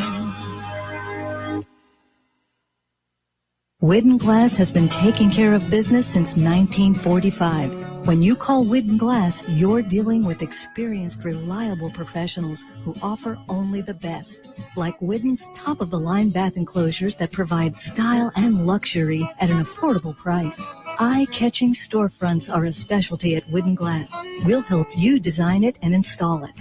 Widden Glass, the first name in glass replacement. Call 222-5781. Hey, no fans, our partner ISF Inc. is a national management and IT consulting firm located right here in Tallahassee, Florida, solving the future for state governments through strategy, process, and technology. As a trusted advisor for state governments, ISF knows the importance of defining a clear and detailed strategy. Our friends at ISF can help your organization create a strategy that sets you on a path to success. ISF, your vision plus our expertise brings your brilliant ideas to life. Visit ISF.com to learn more. ISF, solving the future. What makes Paul's Termite and Pest Control the best in North Florida? It's our core values, of course, and they happen to spell Paul's. P, protecting you and your pets from pests and your property from termites. A, accept personal responsibility. At Paul's, we realize it's up to us to get things right and strive to do more than's expected. U, uphold company values. Those values include treating others with respect and understanding we represent Paul's Pest Control on and off the clock.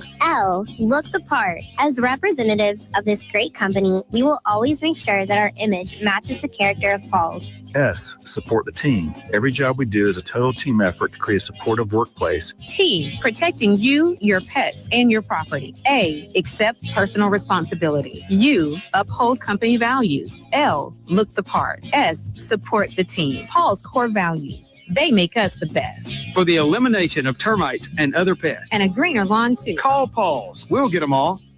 Go custom with your window coverings with help from Budget Blinds of Tallahassee. Budget Blinds brings their showroom to your home with dozens of color and pattern choices. Just tell them what you love and they'll make it happen. From designing custom draperies and Roman shades to color matching your blinds and shutters. I'm Gary, the local owner of Budget Blinds Tallahassee, where you get beautiful style and expert service for any budget. Call 668-4835 for a free consultation online at budgetblinds.com/Tallahassee. There is no Bigfoot, Eddie. Would you stop with that nonsense? There's a Bigfoot, Jeff. I wish there were. By the way, I don't want you to point to me as the guy that takes all the fun out of the room. I wish there was the Loch Ness Monster. I wish there was the Bigfoot. I wish there was the Chupacabra. All the things. They're all mythical except for the Bigfoot. The Sasquatch. The Bigfoot? The Bigfoot. There's big feet. There's lots of them. So like different, breeds, like different kinds. There's like, families. There's different families. And, so there's if they're in the snow, you call them a Sasquatch. Or the Yeti. Right, yep, and then here in Florida, that's a skunk ape, and but never heard that one. By the way, why do you think it's real? We would have found them by now. They're the hide and seek champions of the world. Nobody finds the Bigfoot. I think you believe in Bigfoot. I do believe in Bigfoot. You don't believe. I believe in Bigfoot. Don't tell anybody you believe in Bigfoot. I would go look for Bigfoot, but he scares me. Gordo's, bringing the flavor and flair of Cuban food to Tallahassee since 1996. The Jeff Cameron Show is a production of the Warchant.com Multimedia Network. Check out Warchant.com today for the latest news inside Florida State athletics. That's Warchant.com. Now, back to Jeff on Real Talk 93.3. Our own Ira Schoffel will be here to join me in just a couple of minutes. Jump online, talk. This is the last time on a Monday that Ira will join me without us being able to reflect on college football having been played that weekend. Now, there's still another Monday before we were reflecting on an actual FSU football game. But it's nice just to know that this is the last of the Mondays without saying we were able to watch some college football and get some thoughts, he and I, on that and or the upcoming game for Florida State. Wrong, Mike. The next time you talk to him on a Monday next week, you'll be reacting to Mike Norvell's Monday morning press conference of a game week. Yeah, it's weird. It's like it's here. It's a hurry up and wait thing. Like we've been waiting, but you've gotten little tastes here and there, and so then you get excited and you're like, it's still 2 weeks, it's still 15 days, it's still. Then it's down to 12, but now it really is here, and now every update that you get, like what we were just referencing about Kevin Wynn, about Squirrel White, about Landon Thomas, about Gavin Blackwell, about Brock Glenn.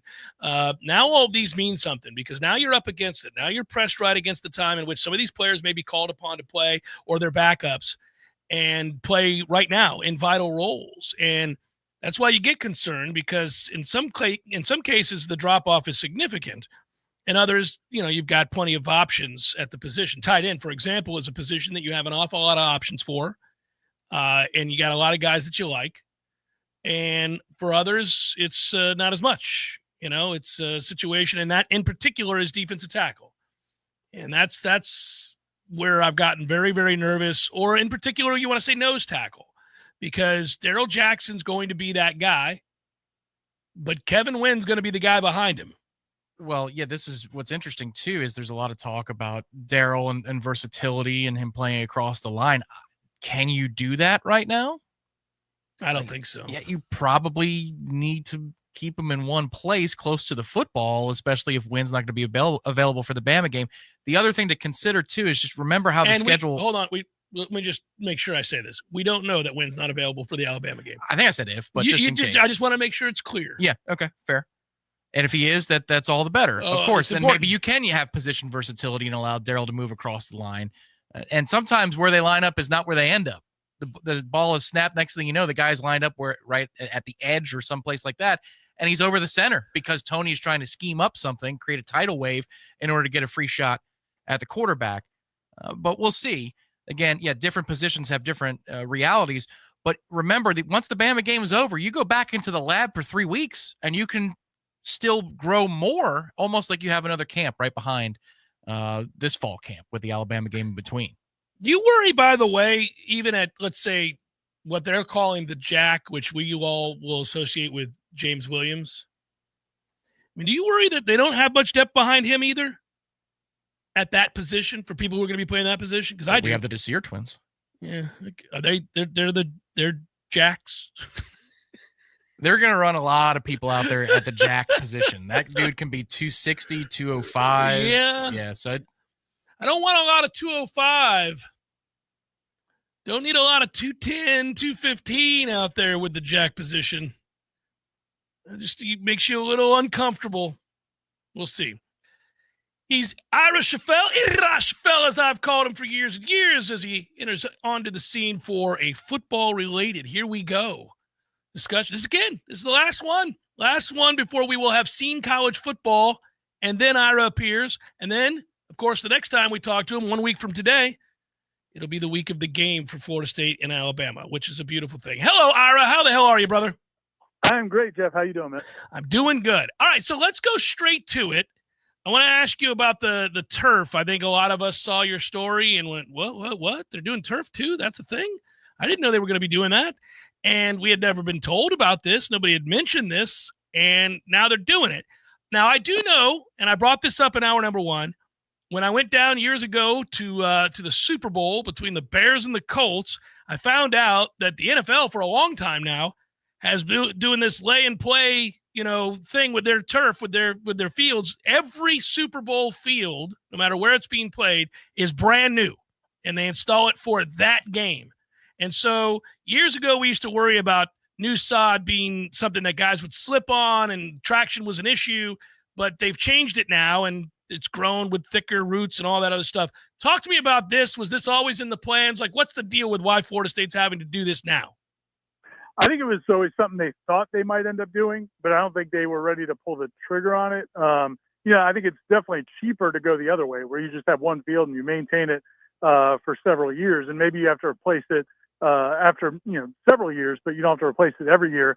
When they decide to do this, they're making the commitment to do this every year. Oh wow! So it'll be every year. There's going to be a new playing surface in the stadium, and that's also what some teams do. That's what some NFL teams do. That's what some other stadiums do. So, but I think the reason they're going to do that, part of it is also, with the stadium renovations, and this wasn't part of the plan with the renovation, but I do think it's a byproduct of, they do want to use the stadium all 12 months of the year for a variety of events. And if you want to have, monster truck pulls, and if you want to do other events inside that stadium, you'd obviously have to worry about the field. So if you do it this way, maybe you don't have to worry about the field so much after spring football than going into the fall. So I think that's one part of it. The other part of it is, honestly, I think they just had a hard time keeping the field at the level they want to keep it at. Mm-hmm. And so they've had some issues with it in the past. I think you guys talked about that. And then recently, I think there were some concerns about how the field was holding up when they had their scrimmages this preseason. I think there were some concerns about the field, and I think that kind of pushed them over the edge. They could have probably gone with the field they have, but I think they wanted to make sure they had as safe a field as possible, and I think this was something they were considering anyway along the way. Hey, what the hell? What's an extra $350,000? I mean, who cares when you're spending $265? Sorry, I didn't want to shortchange $1 million on renovations to the stadium. Throw in an extra $350,000 and let's make it right. Listen, man, part of the reality is, I think this is something they've realized over the last few years is, these fields are, even though we're in a sunny state, but if you think about, keeping your yard in shape and fighting all the different diseases and things that can happen, I think they've realized that they have not made the commitment. I think they're not going to say this publicly, but I think they've realized that they have not probably made the commitment they need to keep the field in good a shape as they need to. So I think this is kind of also a kind of acknowledging, listen, we're not very good at this, so let's come up with a solution that makes more sense and keeps the players safe. Man, I feel like far too often we have conversations that end with us describing something at Florida State that they're not good at. It's just so frustrating the time. You're like, we're not really good at this. Yeah, with recruiting, field maintenance, you name it. It's so frustrating. But as long as the field is put down and works, it's effective and all that.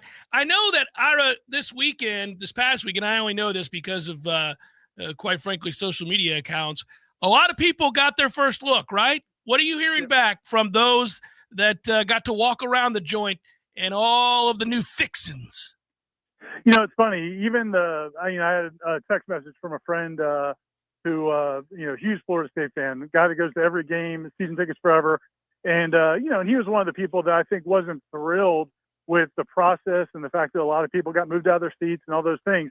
But I think everybody is at the point now, the people that I've talked to that were at the unveiling, the sneak preview over the weekend, to a person, have been blown away by what it's going to be like. And so that's exciting. I mean, that was, listen, if you're going to go through all the aggravation they went through on the front end, when they certainly went through a lot of the aggravation, they brought on a lot of it on themselves. But if you're going to do that, at least deliver with a high quality product. And we talked about that all off season that, if you're going to ask these prices and these commitments financially, you can't skimp. Like it can't be just an average or a slightly upgraded product.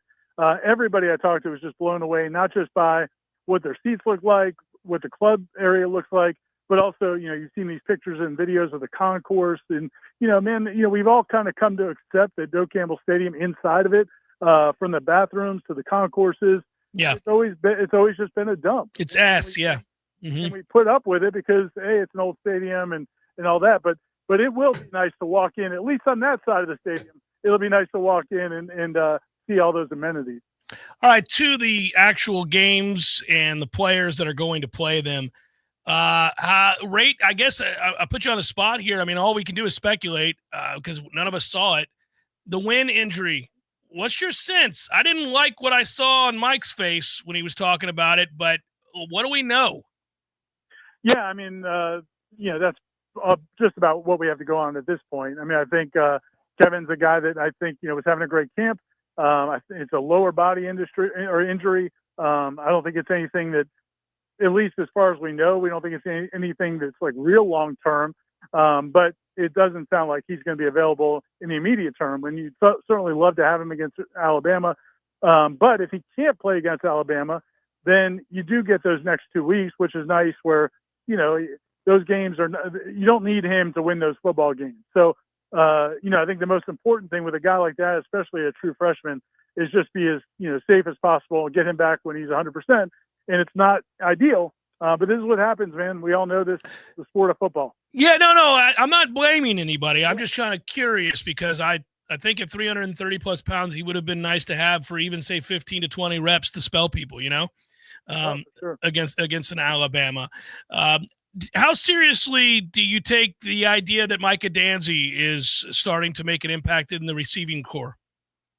I am for sure. I was always hopeful that they would at least create some packages for him because, right. I felt like they didn't do as good enough a job of that last year as they could have.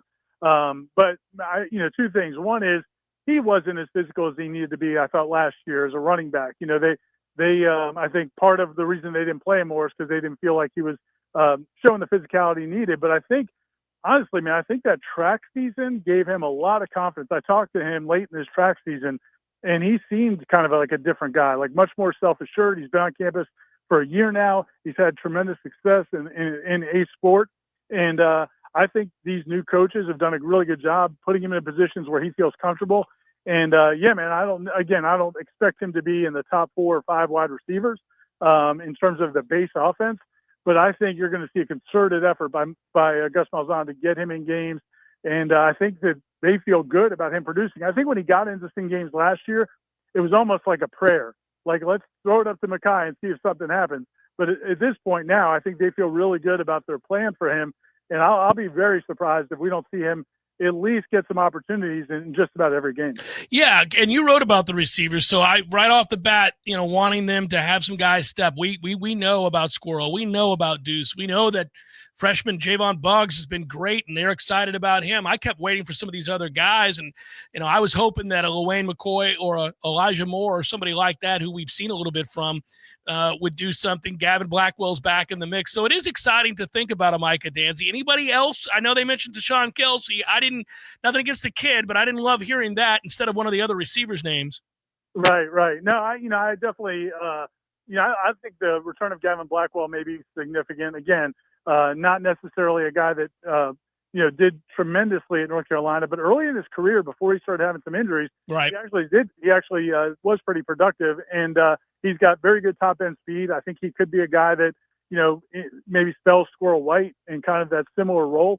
And, so I think that's a positive. And then those other guys, man, I honestly think, right now, if you had to go to a fourth receiver, I think a lot of times, or a fourth option in the passing game, I think it's going to be Randy Pittman, and then it's going to be probably, the other tight ends. And then now you sprinkle in those packages for those other guys. I just think from everything I've heard, Elijah Moore, Gelsey, some of those guys are going to be more package oriented. Like we'll find a way to use you. And that's good on Gus. I mean, I think he's committed to doing that. I think Mike, the last couple of years with this offense, got a little bit too just relying on every player playing every position, and then in terms of all the responsibilities. And that's why you end up with Jaylen Brown out there blocking on bubble screens and things like that. I think Gus is going to do a good job of finding what guys can do and putting them in those positions. But in terms of all-around wide receivers, I think it's Blackwell. I think maybe Lewayne McCoy, if he's totally healthy, could be one of those guys. And then after that, I think it's going to be a lot of guys playing specialty roles. Brother, I always appreciate it. I will see you tomorrow. Be well. Sounds good, Jeff. Thanks, man. Yeah, take care. Ira Schoffel, Warchant.com. All right. You want seltzers or you want gummies? What do we want out there today? Let me know. I got them both. I hear the people outside the window. They clamor for the gummies. They want the gummies. Well, I've got them covered. Hey, I've got some discomfort in my back. I need these gummies to hit hard. I don't know what's going on, but some CBD gummies from my friends at Cornbread Hemp could be the answer, made to help you feel better, which is good. That could be stress, might not be physical discomfort, could just be stress. Might just be the need to relax a little bit. Formulated to help relieve discomfort, stress, and sleeplessness. That's something a lot of people deal with. Their products are all third-party lab tested, USDA organic to ensure safety and purity. That's a good thing.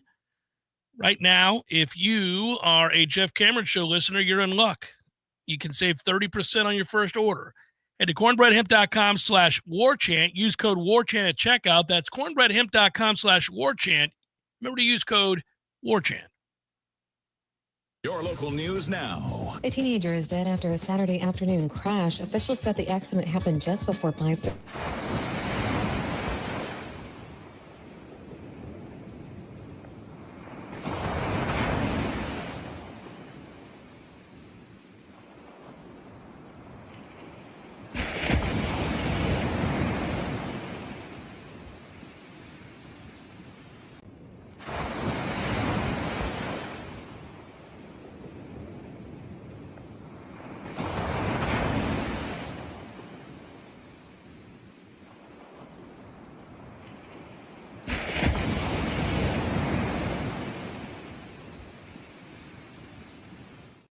Solvers at 850-574-TIPS. This is Rachel Lene with your Real Talk 93.3 Local News Update. Brought to you by Macklemore Systems, Tallahassee's go-to Mac store. Check them out online at MacklemoreSystems.com.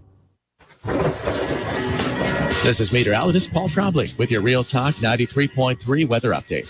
Chance for storms this afternoon. Otherwise, sunshine mixed with clouds at times. Highs around 92. Winds out of the northeast, 5 to 10 miles per hour. Mainly clear tonight. Chance for storms. Lows around 73. Mainly clear skies tomorrow. Chance for storms. High temperatures reach up to 95. This report is brought to you by The Lawn Johns. For all your landscaping and lawn care needs, visit thelawnjohns.com. Right now, 90. Hey, middle and high school students. Did you know that Florida's Bright Future Scholarship can help pay for your tuition? College might seem far away, but planning for it starts now. Your guidance counselor is like your college planning coach. They know what classes you need and other things you can be working on to qualify. These meetings can literally shape your entire future. So students, parents, make those guidance counselor appointments a priority. Ask questions and stay involved. Your guidance counselor is your best teammate for a bright future. Visit floridabrightfutures.gov to learn more. This message is brought to you by the Florida Lottery and the Florida Association of Broadcasters.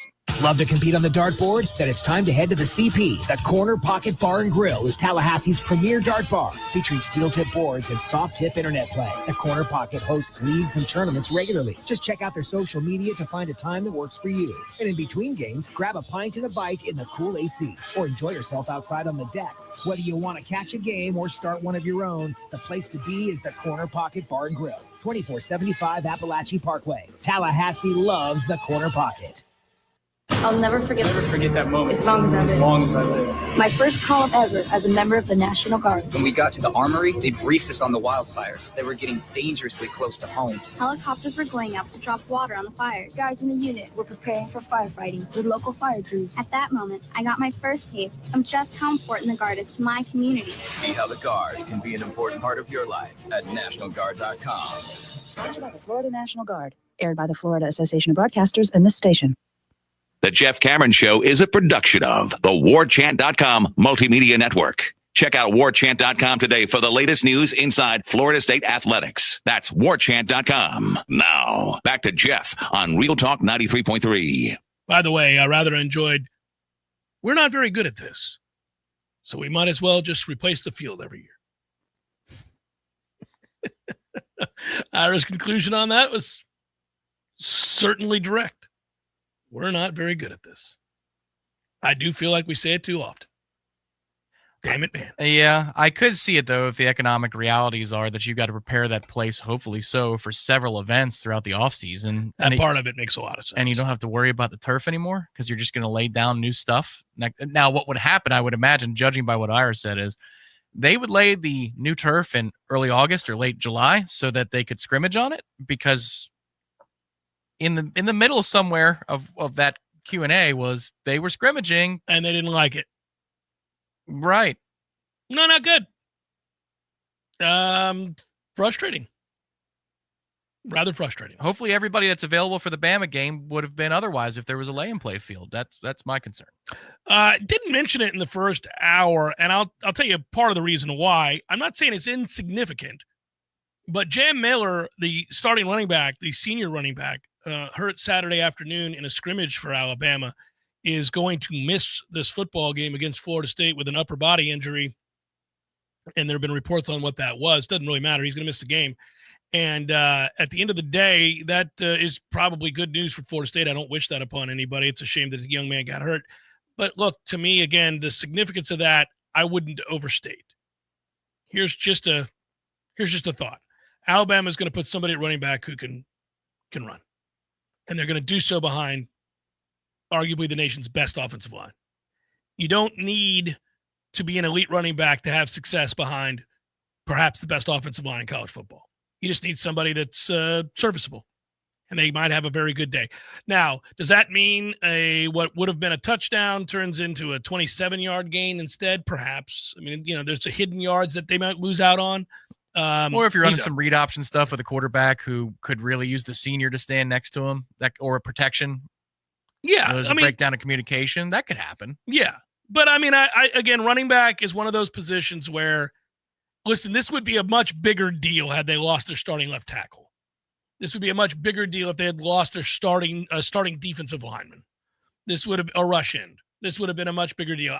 Running back is, again, I'm not diminishing the skill sets of running backs. Some are better than others, obviously. But when you are a loaded team with a big-time offensive line, the running back position, really anybody you throw out there is going to have success, is going to be good to serviceable because of what they're running behind. This could hurt them down the road in a game against, say, Georgia or somebody like that, maybe. I don't know that it comes into play here against us as much in week one, but, certainly, I think it's a positive for Florida State if you want to phrase it that way, that one of their starters is going to miss the game. Then again, looks like we may have some guys miss the game too, so we'll see. I don't know. I tend to think that we're going to be staring out on the field at running back and go, that kid looks really good. Ever heard of him? Nope. No, looks really good. It really should have been a loss of 5, but it's a gain of 1. Second and 9. Look at how we flock to the ball. I'm just gonna look at us. I mean, again, I think that's what we're gonna do. We're just gonna look out there at who's ever playing running back for Alabama and go, that looks like a guy that can play, like a guy that would start here, maybe. Then again, that may be changing, Tom. That may be changing with Croma being here, because there are difference makers. Not telling you there's not. Oh, yeah. Certainly difference between, say, Dalvin Cook, and Jam Miller wasn't that. Dalvin Cook and any of the people behind him. It'll be telling in the next week, because I think Norvell is available to the media tomorrow. Certainly he is next Monday. So he's 3 days in a row in a game week. So you get a lot of Mike, Monday, Tuesday, Wednesday, in addition to the coaches show and the teleconference and yada, yada. If he's still talking about Croma middle of next week, what a great sign that is. Because I think you can still not exaggerate, but you can play it up a little bit in camp. And again, I'm not saying that he's not being straightforward, because sometimes they're evasive when Croma's name comes up, which I think means that they're really excited about him. But once you get to game week and people who are in the national broadcast or the regional media have checked their notes and they've done their research on fall camp, but here they come out of nowhere. So it's a new set of media you're talking to. So what's this I'm hearing, Coach? I'm reading reports the last couple of weeks and doing prep for this game. Could Croma play? That answer next week is going to be really telling. I wonder if he slow plays it or if he just says he's ready. Well, I'm going to have a little fun with this while we're talking about our team and who's stepping up and who isn't and who's going to be a vital cog and who's not. Let's do it with our friends at Above and Beyond. Let's do that. AboveandBeyondVR.com. Check out the properties. We'll tell you more in a second. Cue it up. Above and Beyond. Above and Beyond. Above and Beyond. Above and Beyond. I like that sounder. It makes me smile. AboveandBeyondVR.com. You're going to see a property that is available right now, and you can get it for under what did you say it was? Under $250, Tom? Under $250 a night for Labor Day weekend. Check in Friday, check out Monday, and it is quite literally just a few steps from the beach. Water. We're looking at it right now. Nice little cottage right there. You just steps from the beach. You just walk out there, you're on the beach. And so you say, I can't make it that weekend to the Florida State-Alabama game, but I'm still going to want to do something fun. Here you go. You go to the beach, you bring the fam, you watch some games, you walk out there, you got the beautiful water, you're all set. Make it happen. Hotel bars, resort bars where you can watch different games throughout the day. Not a bad idea. Doesn't suck. I really like that. Beachside cottage. Walking for under $250. Walking to the beach.